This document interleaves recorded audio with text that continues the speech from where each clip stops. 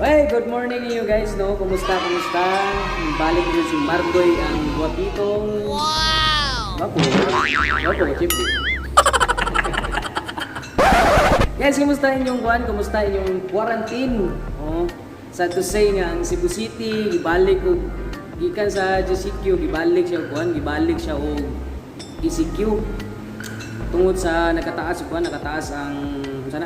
ang mga na-infected, na naasa 4,000 plus na ang tanang na-infected ang country sa Cebu City. So sa tanang mga Bisaya diha o mga kuan nasa Cebu, nasa asa dapit nga kuan, magamping ta kay atong kontra di makita. So karon guys, wa mo lang nabuhat na ako nakita ang mga clips nako dito sa amo. Dalhon ta mo kuyog ta karon sa Macaas Boardwalk, mga ligo tag dagat kay ang karon nga summer is wala na to na enjoy kay tungod sa COVID. So manuri ta karon sa Macaas Boardwalk. Ang Macaas Boardwalk day mga 20 to 30 minutes ang biyahe to tricycle gikan sa poblasyon Tubigon. So nana siya nimutang sa Barangay Macaas, Tubigon, Bohol, specifically sa sitio kan-ikong. Hindi ko sure kung kuhan basta kay kan-ikong. So kayo pa guys, mga to ta sa Macaas Boardwalk.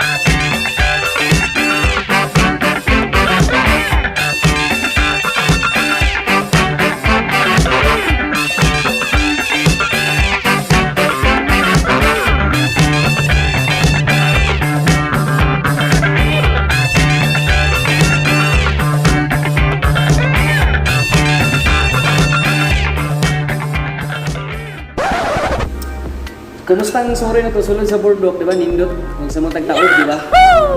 Katong mga kuan diha mga turista o mga feeling turista. Namin Tubigon, suroyan yung Macaas Boardwalk, timing lang gid ninyo nga kuan, timing lang gid ninyo nga taob siya guys para makuan, para nindot ang kuan ba, nindot ang tubig. So, ita na siya entrance nga kuan, entrance nga 10 pesos. So, kung makatapnas mo sa Tubigon, kuan suroy mo sa Macaas Boardwalk, pwede mo mag-date dito, mag-picture para pang Instagram o pang Facebook o sana sa Twitter. Thank you guys sa pagkuyog o hinaot, ginalingaw mo sa akong tour dito sa Macaas Boardwalk. Thank you guys.